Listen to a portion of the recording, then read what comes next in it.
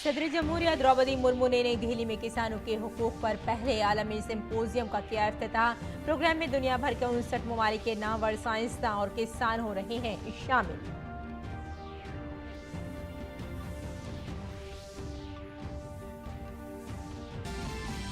वजीर दिफा राजनाथ सिंह ने जम्मू कश्मीर के सांबा में बॉर्डर रोड ऑर्गेनाइजेशन के जरिए तैयार करदा 10 रियासतों और मरकज के जेर इंतजाम इलाकों के लिए 90 अहम बुनियादी ढांचे के मंसूबे का किया इफ्तिताह। कहा, मंसूबों की बरवक्त तकमील बनी नए भारत की शिनाख्त।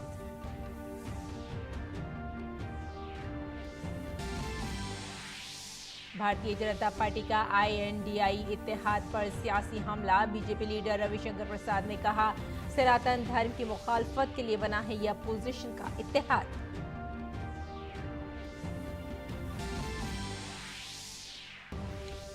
टीएमसी रुकन पार्लिमान नुसरत जहां से ईडी की तफ्तीश। नुसरत जहां पर फ्लैट की फरोख्त में 23 करोड़ रुपए की धोखाधड़ी का इल्जाम। एजेंसी पहले ही इस मामले में करा चुकी है ECIR दर्ज। एशिया कप क्रिकेट में भारत ने टॉस जीतकर पहले बल्लेबाजी का किया फैसला। भारतीय टीम में 3 स्पिन गेंदबाज शामिल। अक्षर पटेल को मिला मौका।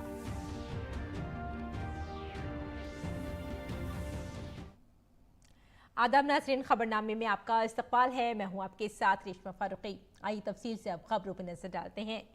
सदर जमहूरिया द्रौपदी मुर्मू ने आज नई दिल्ली में किसानों के हुकूक पर पहले आलमी सिंपोजियम का इफ्तिताह किया। इस प्रोग्राम में दुनिया के 59 ममालिक के नामवर साइंसदान, किसान और उनसे वाबस्ता अफराद शिरकत कर रहे हैं। इस प्रोग्राम में ज़राअत और किसानों की बहबूद के वजीर नरेंद्र सिंह तोमर भी मौजूद हैं। सेमिनार में किसानों के हुकूक से मुतालिक अहम मसाइल पर तबादला ख्याल हुआ और जैसे कि खुराक और ज़राअत के लिए पौधों के जीनियाती वसाइल के बैनुल-अक़वामी मुआहदे के आर्टिकल 9 में दर्ज है। भारत दुनिया का पहला मुल्क है जिसने पौधों की तनव्वु के तहफ़्फ़ुज़ और किसानों के हुकूक एक्ट 2001 के जरिए पौधों की अक़साम के रजिस्ट्रेशन के तनाजुर में किसानों के हुकूक को शामिल किया है।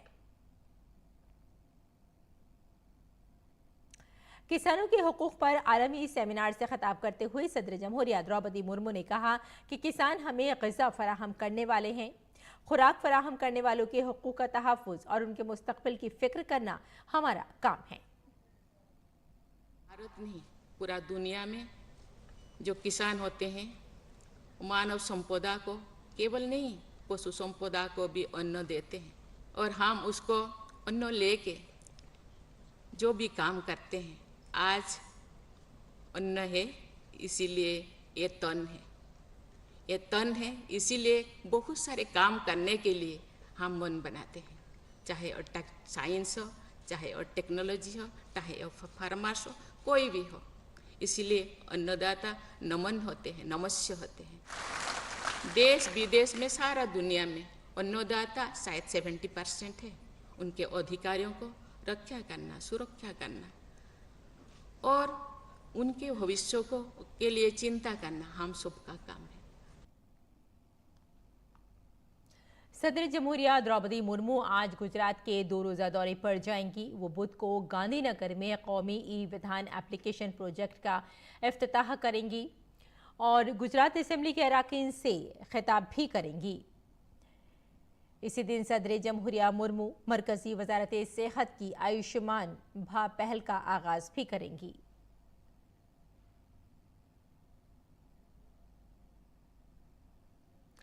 नायब सदर जमहूरिया जगदीप धनखड़ राजस्थान के दौरे पर हैं। नायब सदर जमहूरिया ने भरतपुर पहुंचकर कदीम लक्ष्मण मंदिर में पूजा अर्चना की।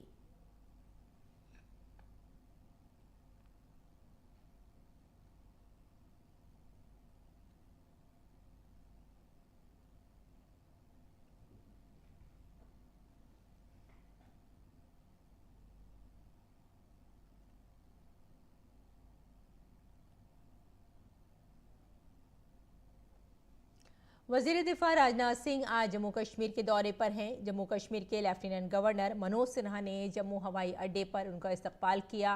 वज़ीर दिफा ने सांबा ज़िले में बॉर्डर रोड्स ऑर्गेनाइजेशन BRO के जरिए तैयार करदा 90 अहम बुनियादी ढांचे के मंसूबों का इफ्तिताह और संग बुनियाद रखा। इनकी तामीर पर 2,941 करोड़ रुपए लागत आएगी। इनमें से वज़ीर दिफा राजनाथ सिंह ने लद्दाख के न्यूमा में बने न्यूमा एयरफील्ड में से एक का संग बुनियाद भी रखा।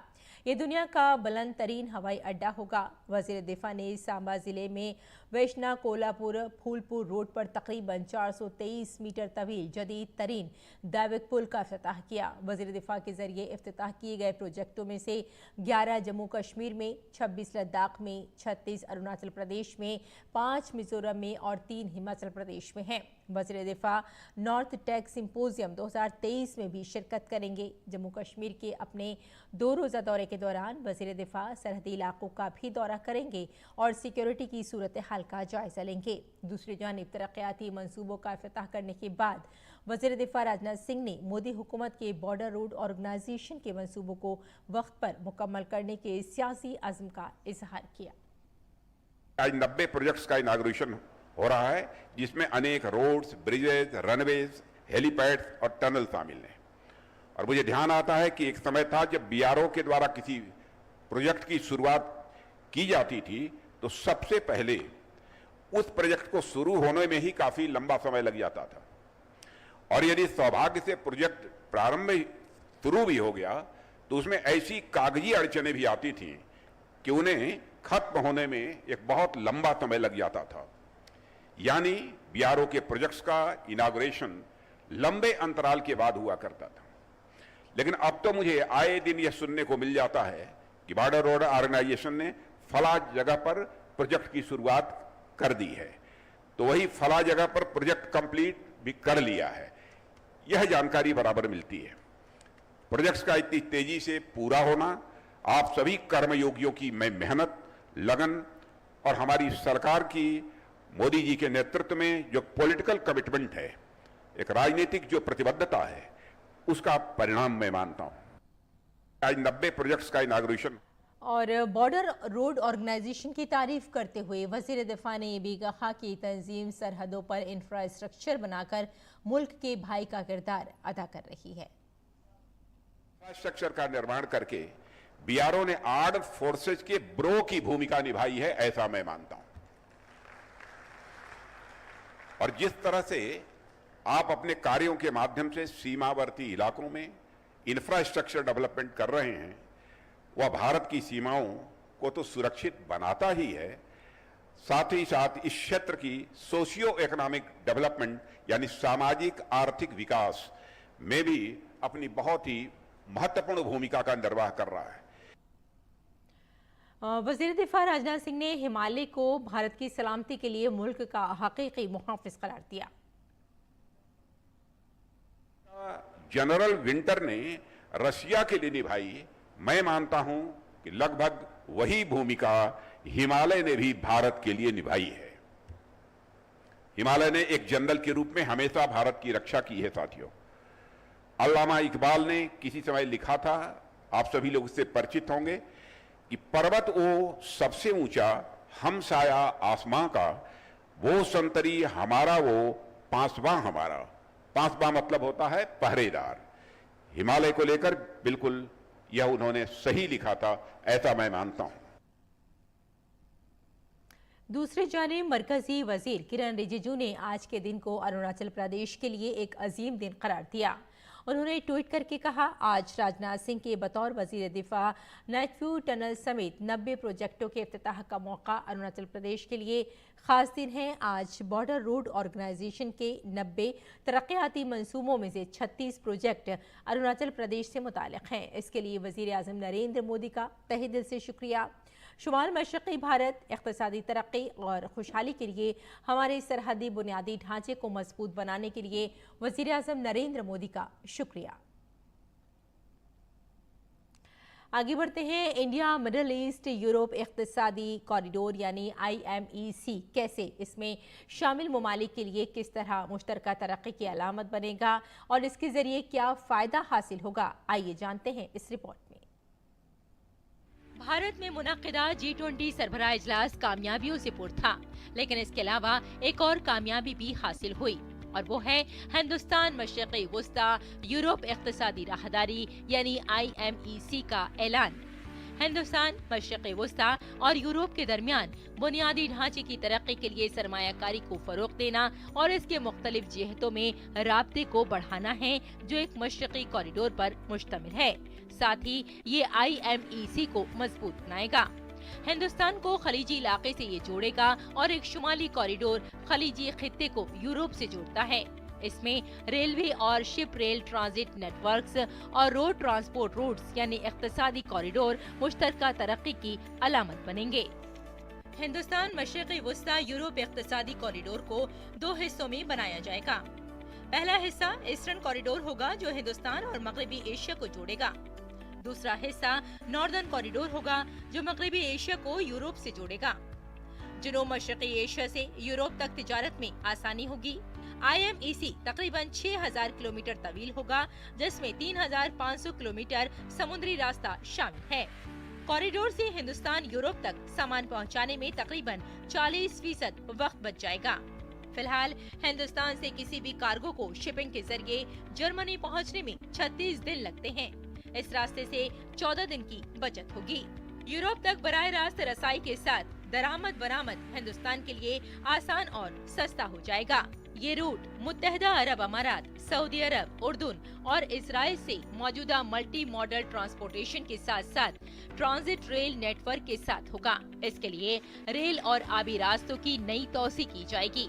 इंटरनेट के लिए समंदर के नीचे ही केबल बिछाई जाएगी। इस कॉरिडोर की तामीर से न सिर्फ पानी और रेल के रास्ते, तिजारत, तवानाई और मवासलात के शोबों में फायदा हासिल होगा, बल्कि ये हिंदुस्तान और यूरोप के दरमियान तिजारत को सस्ता और तेज तर बनाएगा, जिससे हिंदुस्तान को मदद मिलेगी। मुस्तकबिल में यूरोप इकोनॉमिक कॉरिडोर इन ममालिक की मुश्तरका तरक्की की अलामत भी बन जाएगा। Bureau report, DD news, Urdu खबरें। और बीजेपी लीडर रविशंकर प्रसाद ने कहा है कि सनातन की मुखालफत इस नाम नेहाद मुतकब्बिर इत्तेहाद का अज़्म है। कांग्रेस के एक भी लीडर ने अभी तक राम मंदिर का दौरा नहीं किया। आखिर कांग्रेस और मुतकब्बिर इत्तेहाद वोट बैंक की सियासत के लिए कहां तक जाएगा? सोनिया गांधी जी, आप अपने कांग्रेस पार्टी की सबसे बड़ी नेता आप ही हैं। पूरी अथॉरिटी आपके पास है। आपकी खामोशी देश को बेचैन करती है और भाजपा की ओर से हमें कहने में जरा भी आपत्ति नहीं है, मौनम स्वीकृति लक्षणम, your silence is an indication of approval as to what is being said. Sonia ji, vote के लिए कहां तक जाएंगे आप? कब तक जाएंगे आप? बीजेपी लीडर रविशंकर प्रसाद ने सोनिया गांधी और DMK पर सनातन धर्म की तौहीन का इल्जाम लगाया और कहा कि सनातन की तौहीन भारतीय सकाफत की तौहीन है। सोनिया गांधी जी, पार्टी की ओर से आपसे पिछले कुछ दिनों में कई सवाल पूछे गए। रोज अपमान हो रहा है भारत की विरासत का, भारत की संस्कृति का, सनातन धर्म का, और आप खामोश हैं। और राहुल गांधी प्रियंका से भी पूछा था, प्रियंका जी से भी पूछा था, अभी तक कोई जवाब नहीं आया। आज जो DMK के शिक्षा मंत्री हैं, उनकी टिप्पणी जो आई है वो तो कमाल की आई है। मिस्टर पॉन मूडी, और अंग्रेजी में एक शब्द है, the cat is out of the bag. जो हमारी सोच थी वो सामने आ गई। बीजेपी रुकन पार्लियामेंट रविशंकर प्रसाद ने कहा कि सनातन की मुखालफत इस्लाम नेहाद मुतकब्बिर इत्तेहाद का रोज का मामूल है। ये सब सियासत के लिए हर रोज ऐसा करते हैं। इनमें से कोई सनातन धर्म के अलावा किसी और मजहब की तौहीन का सोच भी नहीं सकता। इंडिया अलायंस का गठन ही सनातन धर्म के विरोध के लिए बना है और उसे खत्म करना है। मेरे पास उनका इंग्लिश टेक्स्ट भी है, जो उन्होंने उसी सनातन धर्म विरोधी कार्यक्रम में कहा था जिसमें स्टालिन जी मुख्यमंत्री के पुत्र ने सनातन की तुलना डेंगू मलेरिया से की। ये लोग एवरी रिलीजन की बात करके लिपापोती करते हैं। मैं कांग्रेस पार्टी से पूछता हूं और इस गठबंधन से पूछता हूं, क्या किसी और आस्था के देवों का आलोचना करने का इनका अधिकार है? बीजेपी और जनता दल सेक्युलर कर्नाटक में हाथ मिला सकते हैं। कर्नाटक के साबिक वजीर आला बसवराज बोम्मई ने कहा कि कांग्रेस हुकूमत के गलत हुक्मरानी और अवाम मुखालिफ फैसलों का मुकाबला करने के लिए जल्द ही जेडीएस के साथ हाथ मिलाना जरूरी है। इसके लिए मुज़ाकरात जारी हैं और इस बारे में हतमी फैसले का जल्द ऐलान किया जाएगा। कांग्रेस के दौरे हुकूमत में लोग हर जगह कन्फ्यूजन से तंग आ चुके हैं। All the central leaders will be there and is going to discuss with them. So naturally, all these issues will crop up, and I'm sure that there will be discussions on the party and alliance, all those things, and ultimately the party high command, national president, and prime minister will take up on that. दूसरी जानिब BJP के सदर JP Nadda ने tweet करते हुए कहा कि उदय निधि stolen का बयान INDI इत्तेहाद की मुंबई मीटिंग के 2 दिन के बाद आया है। फिर प्रियंक खरगे के सनातन पर हमले और आज DMK के वजीर ने कबूल किया है कि INDI इत्तेहाद की तश्कील खुद सनातन धर्म के खिलाफ है। सोनिया गांधी, राहुल और कांग्रेस की सोची समझी पॉलिसी है। कांग्रेस और INDI इत्तेहाद को इस बयान पर अपनी वजाहत देनी चाहिए। उन्होंने बताया कि क्या आइन में किसी मजहब के बारे में काबिल एतराज़ बयान देने का हक है? क्या INDI इत्तेहाद के लोग आइन की शिक़ों से वाकिफ नहीं? INDI इत्तेहाद कांग्रेस, सोनिया और राहुल को बताना चाहिए कि सनातन धर्म के खिलाफ नफरत का सामान मोहब्बत की दुकान के नाम पर क्यों बेचा जा रहा है। नफरत का ये मेगा मॉल सिर्फ इख्तदार के लिए है, यानी तफहीम करो और राज करो।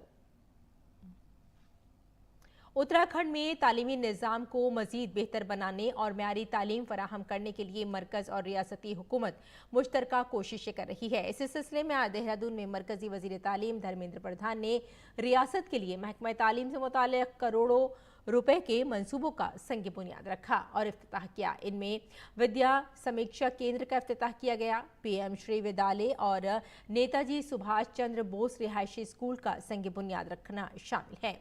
इस मौके पर मरकजी वज़ीर तालीम धर्मेंद्र प्रधान ने कहा कि मरकजी और रियासती हुकूमत के ताउन से मुल्क का तालीमी निज़ाम मुसलसल बेहतर हो रहा है। उत्तराखंड PM श्री योजना का फ़ायदा उठाने वाली मुल्क की पहली रियासत बन गई है। इस स्कीम के जरिए रियासत के 141 स्कूलों को जदीद बनाया जाएगा ताकि रियासत के बच्चे तरक्की के दौर में मॉडर्न बन सके। इस मौके पर उत्तराखंड के वज़ीर आला पुष्कर सिंह धामी और रियासती वज़ीर तालीम धन सिंह रावत मौजूद थे। आनंद की क्षण है। राष्ट्रीय शिक्षा नीति को इम्प्लीमेंट करने में उत्तराखंड कई मामलों में देश की अग्रणी राज्यों में है। विद्या समीक्षा केंद्र, इसकी कल्पना जब प्रधानमंत्री नरेंद्र मोदी जी मुख्यमंत्री थे तब उन्होंने गुजरात की स्कूली शिक्षा को ठीक प्रबंध करने के लिए कल्पना की थी। बाद में वहाँ उनको उसने बनाया, लेकिन NEP इम्प्लीमेंट करने के बाद उत्तराखंड पहला राज्य है जिसका आज हमने लोकार्पण किया। इन्फोर्समेंट डायरेक्टोरेट के जरिए TMC MP नुसरत जहां की तहकीकात जारी है। काबिल जिक्र है कि नुसरत रियल एस्टेट कंपनी की साबिक डायरेक्टर थी। इस कंपनी ने कोलकाता के न्यू टाउन में फ्लैट फराहम करने का वादा करके धोखाधड़ी की है। एजेंसी ने उन्हें बुजुर्ग शहरियों की शिकायत के सिलसिले में तलब किया है, जिसमें उनसे फ्लैट्स का वादा करके धोखाधड़ी का इल्ज़ाम लगाया गया है। जमीन के बदले नौकरी के मामले में सीबीआई की दूसरी चार्जशीट का नोटिस लेने के लिए राउस एवेन्यू कोर्ट में समाअत 21 सितंबर तक मुलतवी कर दी गई। इस चार्जशीट में लालू यादव, राबड़ी देवी के अलावा तेजस्वी यादव के नाम भी शामिल हैं। सीबीआई ने ये अदालत को बताया कि उसे वजारत दाखिला से लालू यादव के खिलाफ मुकदमा चलाने की इजाज़त मिली है। इस चार्जशीट में मुलजिम 3 अफसरान के खिलाफ 1 हफ्ते के अंदर मंजूरी मिलने की उम्मीद है। इसके बाद अदालत ने चार्जशीट का नोटिस लेते हुए समाअत 21 सितंबर तक मुलतवी कर दी।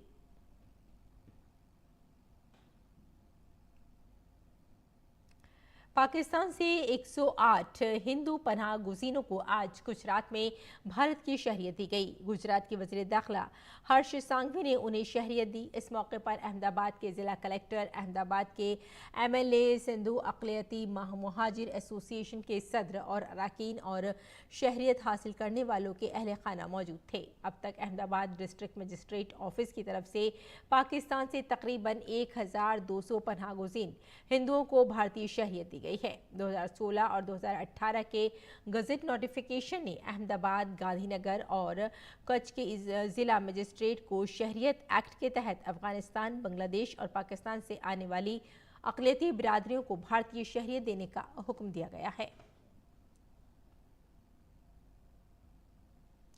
कामयाब सॉफ्ट लैंडिंग के बाद मिशन चंद्रयान 3 स्लीप मोड में है और रोवर और विक्रम प्लान के मुताबिक अपना काम मुकम्मल कर रहे हैं।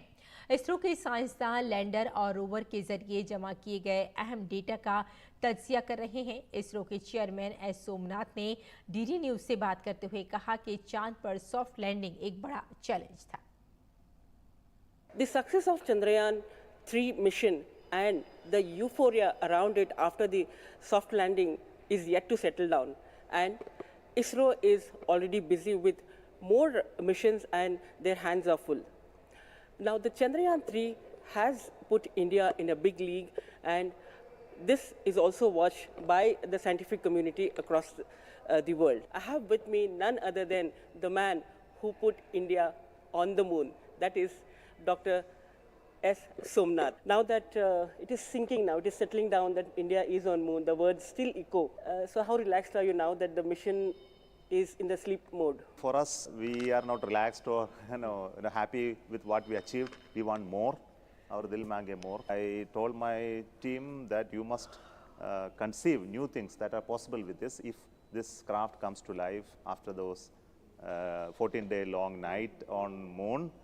And if it comes back, we will do experiments, we will do mission management, and we will do scientific work for doing things in the future. Risks are to be taken. Space is like that. If you do not have the courage to take the risk, we are not going to achieve anything. It is very, very clear. So the confidence comes out of the understanding of what it is. We understood the whole process very well. We had a failure last time to soft lands. So that gave enough of information, data for us to analyze and understand the weakness in the system. And once you understand that, you can always correct it. Rover had 2 important instruments related to moon mineralogy, basically to identify the elemental composition through laser ablation and spectroscopy, as well as through alpha particle impingement and the X-ray fluorescence that comes out of the elemental composition. So both of these gave a lot of input. I think it's a very large information than what has been published in terms of the sulfur. Sulfur was only an indicator of one of the element which never expected to be of this quantity. But there is so much. ISRO की ख़वातीन साइंसदानों ने Chandrayaan 3 mission और Aditya L1 mission जैसे अहम मिशनों की कामयाब क़यादत की है। इन ख़वातीन साइंसदानों का मिशनों से गहरा ताल्लुक़ था। आदित्य L1 मिशन डायरेक्टर निगार शाही जी ने कहा कि ये ख्वाब पूरा हुआ। डीडी न्यूज़ की नुमाइंदा आयशा खानम ने ख़वातीन साइंसदानों से बात की। I've been working with Aditya L1 since 2016, and it's a hard work of 8 years. And it's mainly, I was given a chance to orchestrate the entire project. It was a really, really fulfilling experience in my career. And last August, I have taken over as the program director for low Earth orbits and planetary platforms. And the higher management has the trust and confidence in me to hand over both the responsibilities, and that shows how ISRO treats women scientists. And there is no glass ceiling here, and everyone who has caliber and capability will be given an opportunity to deliver. Definitely, it's a remarkable success. It's a momentous occasion which we all have to celebrate, because we as a country, we are the first to be on the South Pole and also the fourth country to accomplish the lunar soft landing on lunar. आगे बढ़ते हैं। उत्तर प्रदेश के वजीर आला योगी आदित्यनाथ की पहल पर तकनीकी तरीकों से चकबंदी की शुरुआत की जा रही है। योगी हुकूमत ने चकबंदी के लिए सरकारी गजट जारी किया है। उत्तर प्रदेश की चकबंदी डायरेक्टोरेट के एडिशनल डायरेक्टर तरुण कुमार मिश्रा ने बताया कि पहले मरहले में 137 गाँव की चकबंदी के बाद वजीर आला योगी आदित्यनाथ ने 374 गाँव की चकबंदी का हुक्म दिया है। चकबंदी डायरेक्टोरेट के एडिशनल डायरेक्टर तरुण कुमार मिश्रा ने यह भी बताया कि चकबंदी के अमल में आर्टिफिशियल इंटेलिजेंस, ड्रोन और रोवर के इस्तेमाल से चकबंदी सही होगी। चकबंदी डायरेक्टोरेट के ज्वाइंट डायरेक्टर नूरजीत सिंह ने कहा कि उत्तर प्रदेश में चकबंदी दफाते को अब हाईटेक किया जा रहा है। और खेल की खबरों में कोलंबा के प्रेमादासा स्टेडियम में एशिया कप में भारत और श्रीलंका की टीमें आमने सामने हैं। इस मैच में भारतीय टीम टॉस जीतकर पहले बल्लेबाजी कर रही है। ताज़ा तरीन इत्तलात तक भारत ने 7 विकेट के नुकसान पर 182 रन बना लिए हैं। इसके साथ ही भारतीय कप्तान रोहित शर्मा ने एक रोज़ा बैनुल-अक़वामी मैचों में 10,000 रन का हिंसा अबूर कर लिया है। रोहित शर्मा ने 241 इनिंग में 10,000 रन बनाने का कारनामा अंजाम दिया।